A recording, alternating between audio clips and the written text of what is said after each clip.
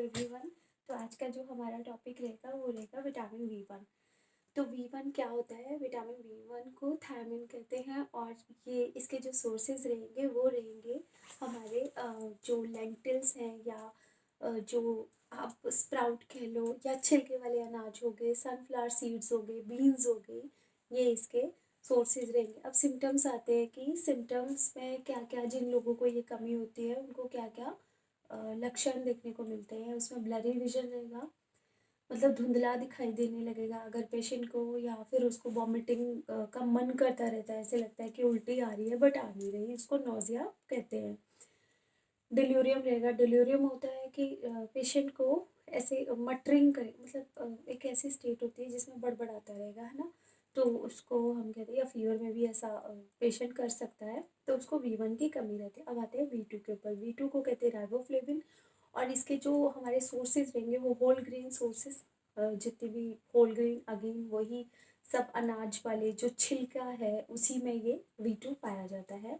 और जो इसके सिम्टम्स रहेंगे पेशेंट में, उनको एक तो कॉर्नर जो होते हैं यहाँ पे वो ड्राई रहेंगे। कॉर्नर पे एक लीजन एक आप देखने को मिलता है पेशेंट को। किसी को बुखार होता है तो यहाँ पे उसको थोड़ी लीजन मिलती है। कुछ आइज़ के अराउंड पे एक लीजन, मतलब जैसे खुश्की सी होती है, ड्राई स्किन हो जाती है वहाँ से, और ब्लैक एरिया हो जाएगा सराउंडिंग लिप्स और कॉर्नर का, और माउथ अल्सर भी हो सकते हैं इसकी डिफिशिएंसी के साथ। थर्ड जो इसका है सिम्टम वो है ब्रेन फंक्शनिंग को भी और रिप्रोडक्टिव सिस्टम को भी ये मेंटेन रखता है।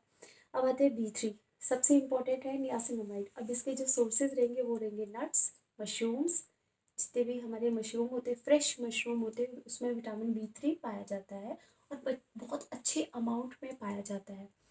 अब जो इसके सिम्टम्स रहेंगे, सबसे पहले तो स्किन जो कि पेशेंट की वेरी ड्राई स्किन, अगर किसी की भी बहुत ड्राई स्किन आपको मिल रही है तो आप समझिए उसको विटामिन बी 3 की कमी है।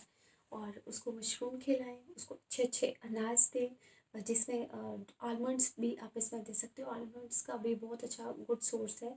प्रॉपर सारे नट्स, जितने भी नट्स हो गए वो आप दे सकते हो नियासिनामाइड में। स्किन इशू, और अगर कोई मोटा हो रहा है बहुत जल्दी, इसकी भी मेटाबॉलिज्म को स्लो करता है विटामिन बी 3 की कमी से।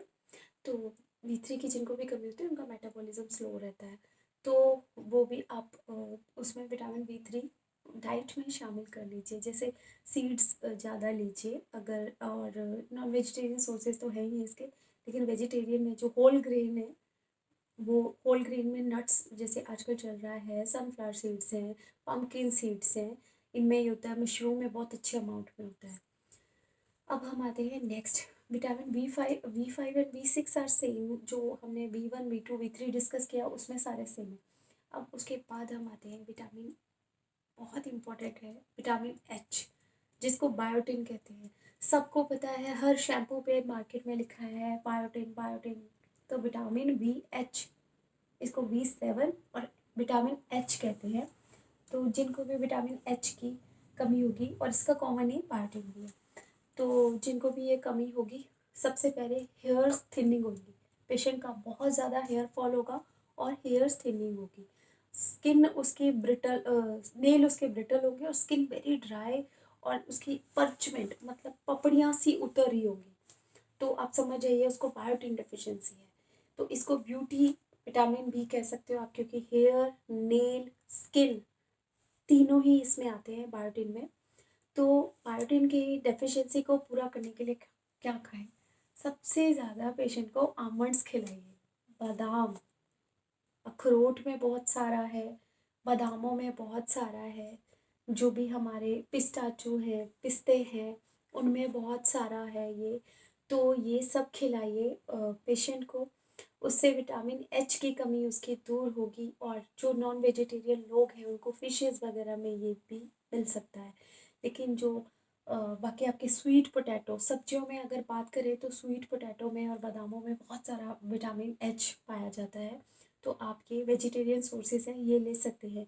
कल के लिए हमारा जो विटामिन रहेगा वो रहेगा vitamin B 12 and B 9 folic acid.